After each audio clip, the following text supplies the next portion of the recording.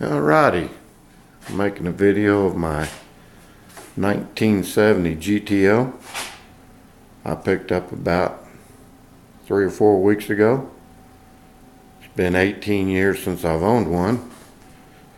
It's done up like a Judge. It's not a real Judge, it's a 70 GTO. There's the old car that's been gone for 18 years. When I bought this car, I thought it was in pretty good condition.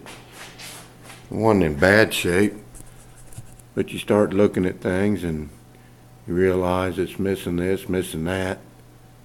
So you start to piddle with it a little bit, changing things, fixing things.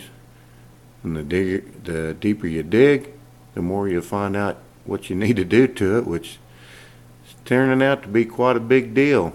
Just like that dash there. I'm sure there's a lot of people out there that have done their dash and changed it. I just had to put the reflective tape on it. It looks 100% better, but it's still got a long ways to go. Got underneath there, lights were missing, lights weren't working right, and so you start fixing that. And the door panels, it didn't look bad when I bought it. I thought they looked pretty decent, and then I decided, you know what, I'd like it to look a little better, so there you go. I've replaced the door panels. That was kind of a pain in the butt. Seems like a pretty straightforward job, but it's not really straightforward as you think. You get them on there, they don't quite fit right, and you think, that doesn't really look that good, and it didn't really look that good to me. But I kept working them and whatnot, and they came out, and they're not bad looking. I'm happy with them. Of course, we've got a ways to go in here. The vinyl, the vinyl ceiling here, or whatever it is, it's not vinyl, but it needs replaced. It's all hanging, there's holes in it. I don't know how well you can see it. It looks a little rough, missing the cover to the dome light, but that's on the agenda. Had to pull the center console out. It wasn't mounted right. It's missing some brackets, and that's kind of the car in a nutshell. It's just missing a lot of stuff. The seats there, they look pretty nice, but they weren't put together right. I've had to fix a few things on them. The nuts and bolts and whatnot are all kind of screwed up on that, and I've got a kit coming so I can put the right screws in and everything. These were on backwards. I had to turn them around because they were facing the wrong direction, and we know that your headrest doesn't go up and down and work right with them facing the wrong direction. Down here, the trim around the edge of the seat wasn't up on, there's a bracket in there, and it was completely on the outside of the bracket. I didn't even notice that. A friend of mine pointed it out to me, so I had to take those apart and fix them. So you got a lot of little things. The car looks like it's painted real nice. By the way, it isn't a Judge. It's a GTO. It is a real GTO. Originally, it's Federo green, painted orbit orange, which I like it, and I like the Judge kit on it, and I plan on keeping it that way. The bumper's another story too. It was hanging crooked. I took it apart. Didn't mean to take it apart. I was just going to take a couple bolts and try and straighten it. Well, it didn't work out that way. You can see I've got some brackets here. I replaced some of them. I had to buy them on eBay, and the ones that I thought needed replaced, I replaced. Of course, all the bolts are rusty and they don't want to come apart. I had to cut a few of them off. But the center bracket on the bumper was totally missing. So I had to buy them. I mean, what are you going to do? And of course, when I put it on there, it doesn't seem like it quite fits right. Kind of the lip on the trunk here hangs past the bumper. Not sure what the deal is on that. If the bumper's bent, something's not quite right. I don't know yet. All the trim on the car, the chrome trim around the windows and whatnot, a lot of it's loose, and like this piece right here was really loose and it's beat up pretty good. I do have some extra pieces the fella sold me that came with the car, and you can see that's hanging down. It needs to be slid up.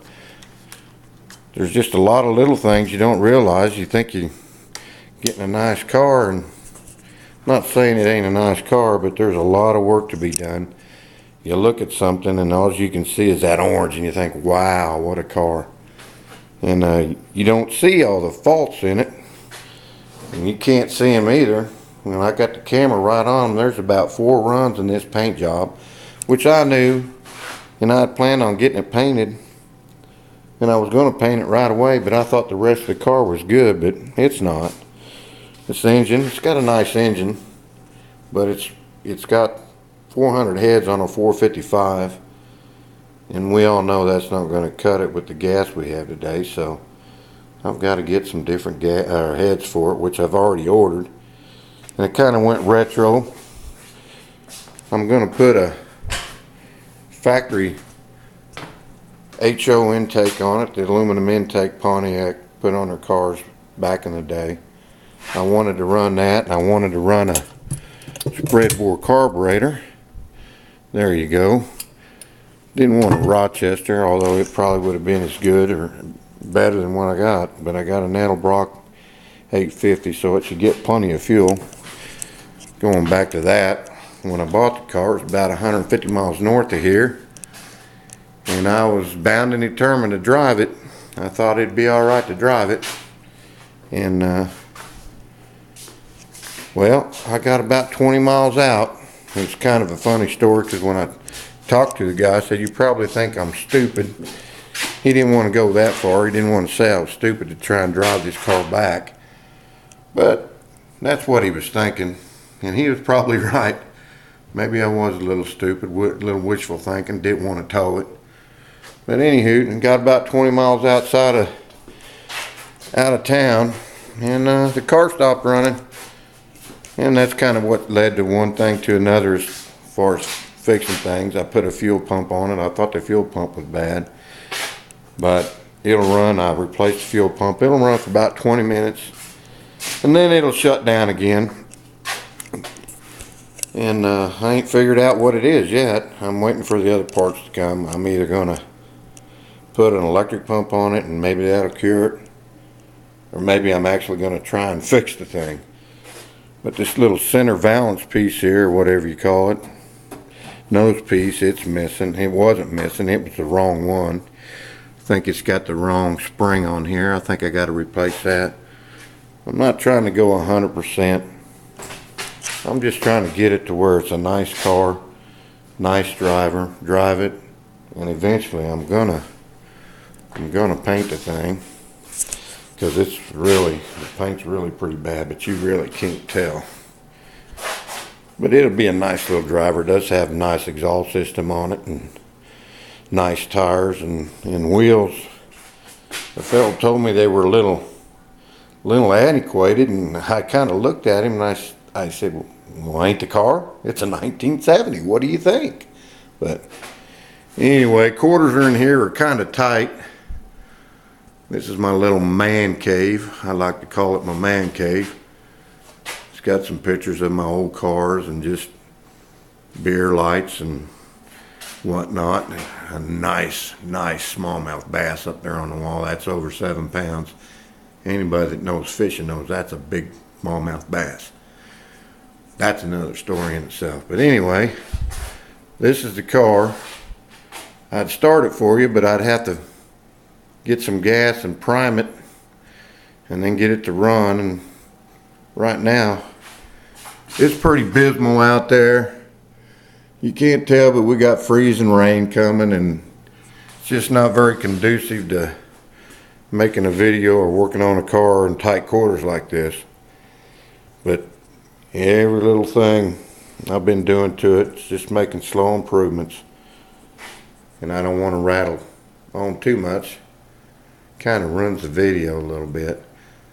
But then again, you got something going on and you see a video and kind of wonder what the guy's going through. So that's why I'm making this video. Mostly for myself to remember. And then just documentation and whatnot. And maybe somebody will find it interesting. Kind of like these windows. You look at the windows and they don't roll up and down right, and I'm still fighting that, not sure how to fix it. I do know they got bumper stops in there at the top too, and I had to adjust them. But when you roll it up, it doesn't seal tight up to the weather stripping. And the weather stripping isn't bad. I don't know if there's a way you can adjust these windows to where when they close that they kind of canter in a little bit. I really don't know yet. I'm trying to research. I know I used to have a lot of material on these cars, and I've forgotten way more than I'll ever remember. So I'm kind of struggling with what I used to know and trying to remember. And it's been fun. It's been a pain too, we all know. Even like these little door handles. Whoever did this car, I don't want to say they did it half-assed, but basically that's all I can really say. Not saying that I'm going to be much better, but I'm going to try to be a little better. But I've just had to fix everything that they thought they were doing and left out. And I was just in here yesterday messing with the front bumper, looking at stuff, and I'm missing a bunch of bolts there too.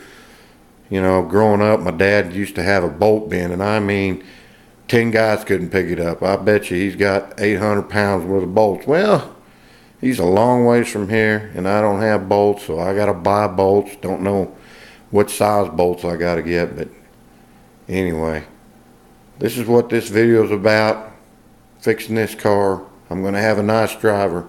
She ain't going to be no trailer queen. And, oh, by the way, I do have a set of aluminum metal blockheads coming to fix that compression problem. Because if you think about it, the cost of doing a set of Pontiac heads, you're almost going to have that much money in them anyway. And I'm just going to get a real nice set of heads, which seems like half the cars you look at these days got them on there. Why not me? It'd be nice. Be a good runner. Maybe down the road I will get that paint job done. And you know what? I'm going to keep it Orbit Orange because that is a pretty color. Anyway, that's it. Hope you enjoy the video.